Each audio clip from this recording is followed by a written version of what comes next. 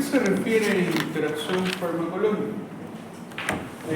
Se refiere, ¿no?, a la combinación de uno o dos medicamentos eficaces, ¿no? Está relacionado principalmente qué hace un fármaco con otro fármaco. La actividad tanto farmacocinética como farmacodinámica está relacionada con este tipo de características, ¿no? No es lo mismo reacciones adversas que interacción farmacológica. Las reacciones adversas, ¿no?, las interacciones pueden producir una reacción adversa, ¿no? Y las interacciones, principalmente nosotros en nuestra rama, ¿no?, están relacionados al ser positivos para los protocolos. Ustedes hoy día me hablaban de varias interacciones, me hablaban del diclofenaco, del paracetamol, de la penicilina, de los macróleos, y me hablaban de interacción farmacológica con ese tipo de actividades, ¿no? Entonces, conocer la interacción de un fármaco es muy importante en la terapéutica, en el manejo de medicamentos.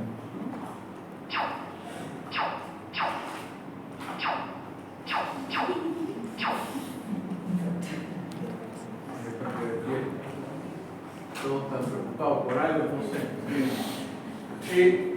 Tenemos interacción relacionada con lo que vemos acá, ¿no? Incremento del efecto terapéutico, por ejemplo, el uso del trimethoprim más sulfamethoxazol. Es una combinación, dos principios activos que van a producir un incremento del efecto terapéutico. En el caso del trimethoprim y sulfamethoxazol está relacionado como un antimicrobiano, ¿no? Por ejemplo, el uso de un betabloqueante con un diurético. Los dos son antihipertensivos, pero esto está relacionado con una interacción farmacológica para aumentar el efecto terapéutico en el caso de un paciente hipertenso.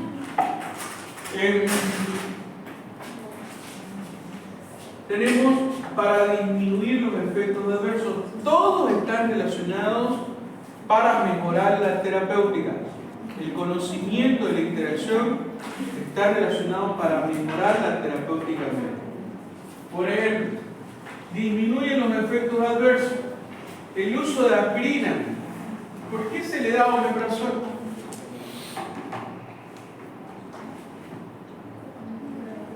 Así va a ser el examen.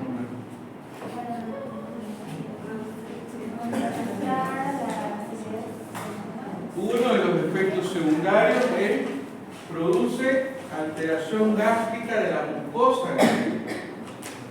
La aspirina produce una gastritis. Entonces el omeprazol va a disminuir ese efecto.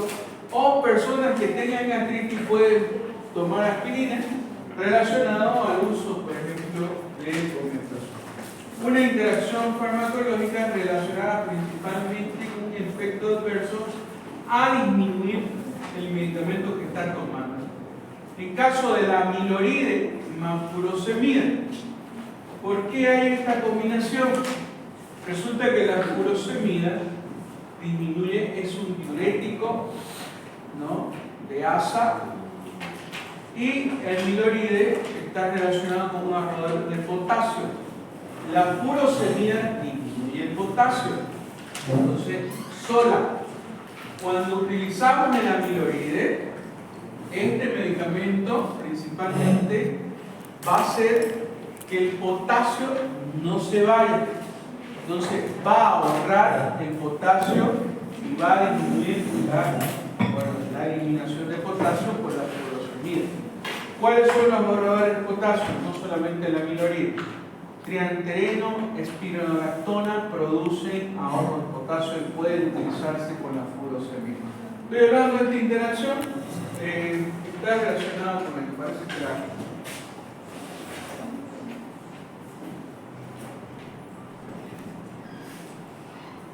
el internet de la 1. Entonces vamos a la página misma.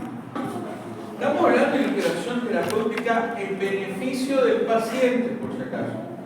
Hay interacción, lamentablemente, que no conocemos la interacción y nos puede producir un efecto indeseado, más bien en vez de producir un efecto deseado, terapéutico bueno, lamentablemente el no conocimiento de la interacción nos puede producir daño al paciente. En algún momento de nuestra vida profesional nos preguntamos y tenemos que preguntarnos si esos medicamentos son adecuados para el paciente, ¿no? Evitar la presencia de cepas resistentes, por ejemplo, en la tuberculosis. Utilizamos más de un medicamento, 1, 2, 3, 4, isoniazida, rifampicina, etambutol y la piracidamida. Utilizamos estos 4. ¿Por qué lo utilizamos? Esa es una interacción farmacológica. O utilizamos para los pacientes con VIH, por ejemplo, 3 medicamentos. ¿Cuáles son los medicamentos? Tenofovir, lamivudina, dolutegravir. Son 3 medicamentos y esos 3 medicamentos hacen interacción y producen una mejor terapéutica, produciendo, evitar la resistencia de ese tipo de medicamentos que utilizamos, utilizar uno, por ejemplo, ¿no? Aumentar el espectro antimicrobiano, por ejemplo, la ampicilina, gram positivo, la aminoglucósido, que es la amicacina, gram negativo, ¿no? Tenemos la característica de producir un aumento del espectro de acción. Entonces, utilizando medicamentos e interacción farmacológica para mejorar nuestra terapéutica. ¿Se otra vez se cortó?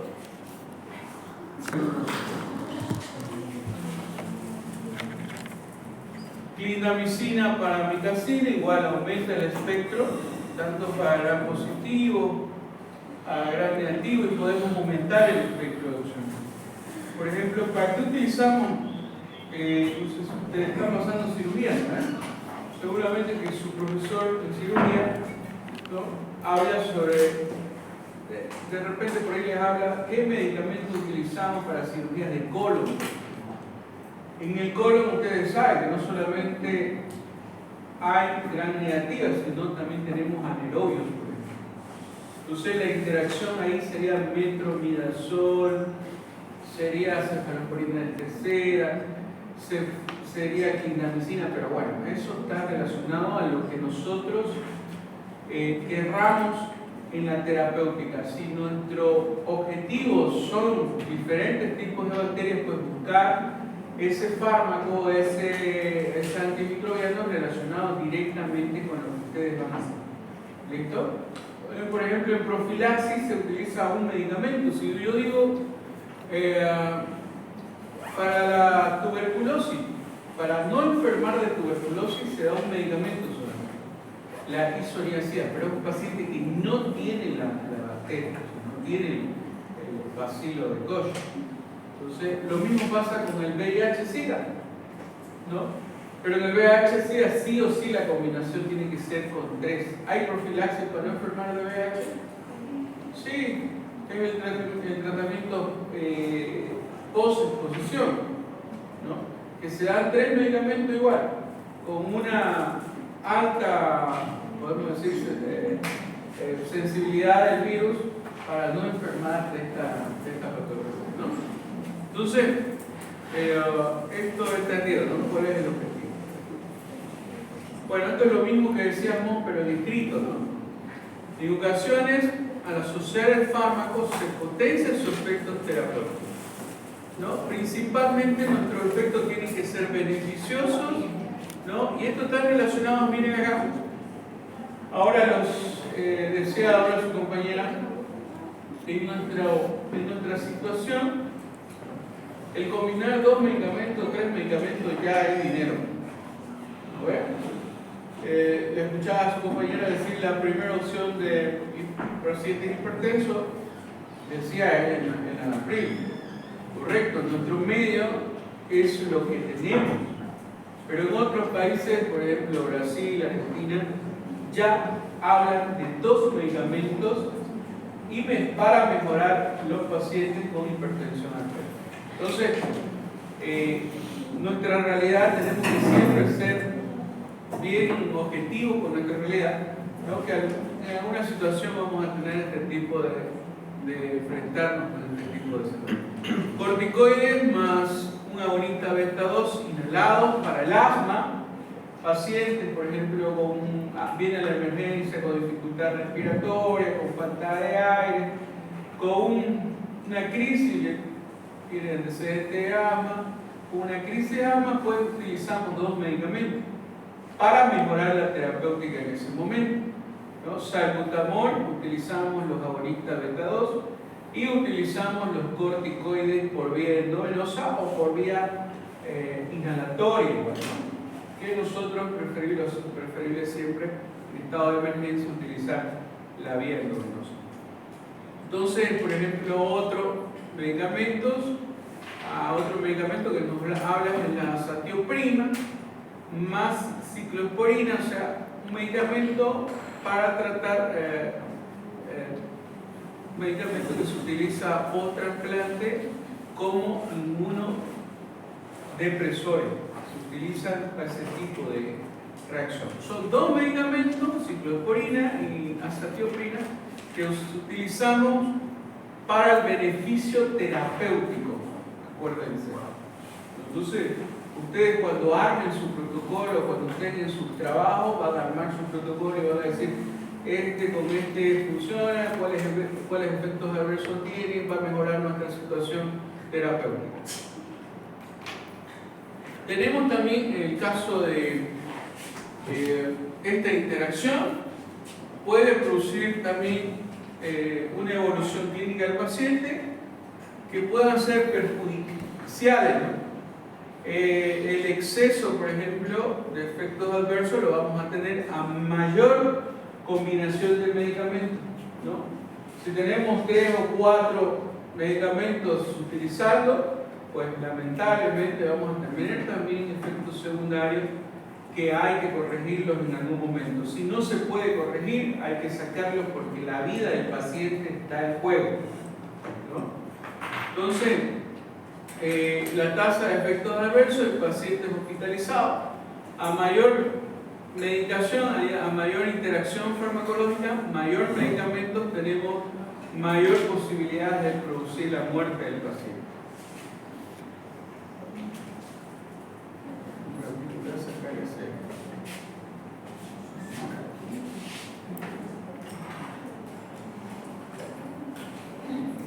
¿Cuáles son los factores que predisponen a la interacción farmacológica? Los ancianos, ya no se dice ancianos, se dice adulto mayor, ¿no? Entonces, las personas adultas mayores tienen más probabilidad de producir efectos de interacción farmacológica porque son los que toman más medicamentos.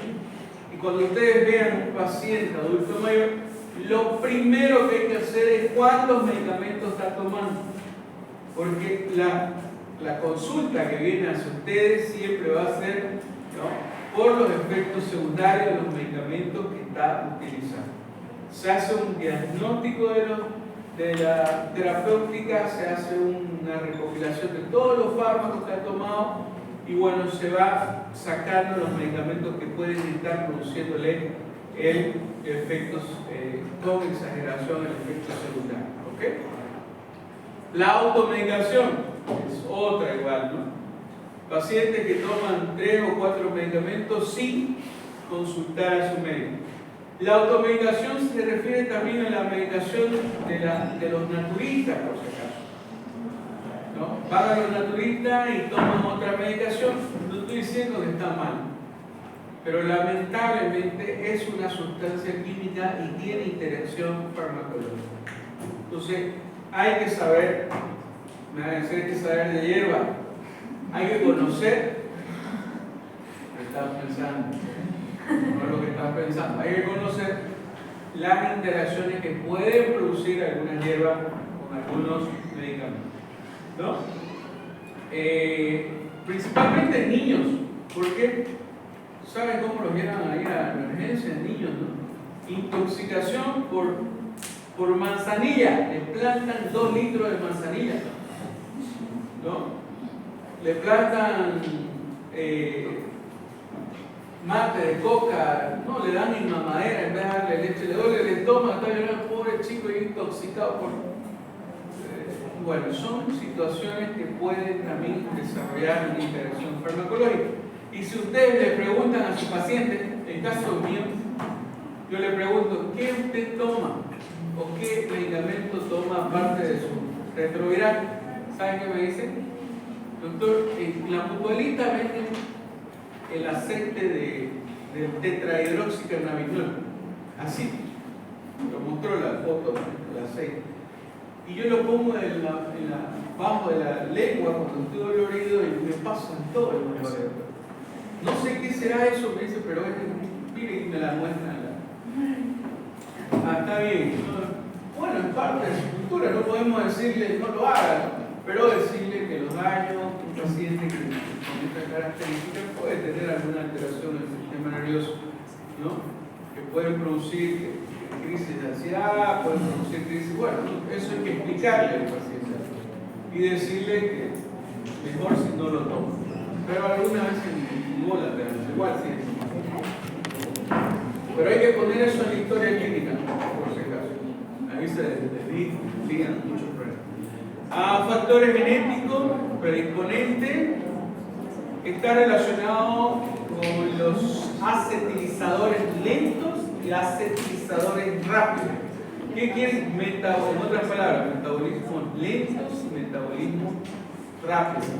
Los pacientes que tienen metabolismo lento principalmente son de origen asiático. Y los rápidos somos nosotros. Los asiáticos tienen sus características y hay que tener cuidado, ¿no? No es lo mismo en su metabolismo y podemos producir una interacción utilizando dos medicamentos. Las personas de color tienen características genéticas y una interacción, ¿no? Y es por eso que algunos medicamentos actúan y otros no actúan. En el caso de los antihipertensivos hay una clasificación, como decía su compañera en la práctica, que unos funcionan en los pacientes con color moreno y otros no morenos, no, negritos. Algunas veces eso medio que choca, ¿no? Pero eso está relacionado con las características genéticas.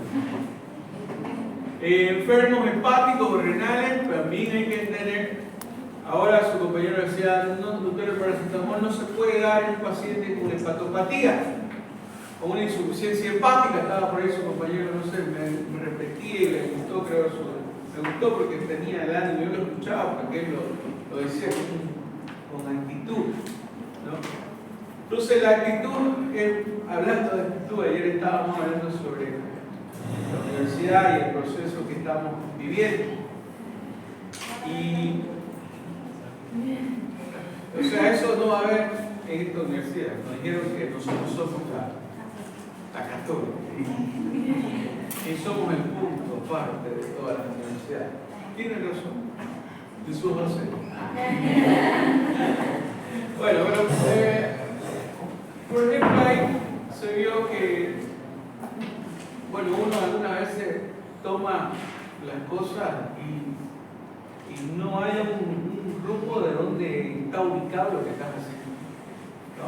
Pero cuando escuchas a personas que saben de educación, te das cuenta que estás en un buen camino, ¿no? Mi intención siempre fue, con mis alumnos, siempre guiarme con la actitud, con el conocimiento y con la habilidad. Esos tres pilares para mí fueron siempre el pilar de que ustedes avancen en la materia, que van a avanzar Ahora, recién lo escuché en la universidad, hace muchos años lo tenía en mente, recién lo escuché en la universidad, una psicopedagoga habló de esta situación. Actitud, no me vengan a presentar pues trabajos de hace un mes al último día, ¿no? Peleando por presentar la cosa. Actitud, ser el primero siempre en presentar. Conocimiento, ser qué medicamentos tienen los más margen terapéutico estrecho. O sea, no pasarse de los miligramos en dosificación, porque también nos puede producir un factor predisponente de la interacción farmacológica. Curva dosis, respuestas acentuadas, metabolismo hepático saturable. Entonces, esto está relacionado con los factores predisponentes. Bueno, hago una clasificación. ¿Qué es sinergismo? ¿Qué es antagonismo? ¿No? El sinergismo incrementa la acción del fármaco. Tenemos sinergismo sumatorio, ¿no? Y sinergismo de potenciación, que miran 2, por ejemplo, 3 más 2, 5 en la respuesta, ¿no? En la sumación y la potenciación sería 3 por 2 igual 6, ¿no? Está relacionado con el efecto de potenciar un efecto, por ejemplo, en el caso del cotrimazol, el uso de sulfadiazina con pirimetamina produce una acción de potenciación para matar a un tipo de bacteria en realidad. Antagonista disminuye los efectos farmacológicos, ineficaz, ¿no? Y esto tenemos que detectar en nuestra terapéutica. Si ese medicamento está produciéndole un efecto antagonista, ¿no? O disminuir el efecto principal. Que puede suceder, y me dirán, doctores, ¿qué ejemplo sería? Por ejemplo, el uso, paciente que es asmático y es hipertenso y utiliza un beta bloqueante, un propanolol, entre comillas. Ese paciente, por ejemplo, al utilizar salbutamol no va a funcionar porque es una interacción antagonista, una interacción que está relacionada con el efecto terapéutico disminuido de un medicamento que le estamos dando a nuestro paciente. El reconocer eso es muy importante y a eso se refiere con un efecto antagonista. Por conocimiento del fármaco, interacción conocida, interacción desconocida, por las consecuencias que ocasiona, beneficios perjudiciales en alguna situación.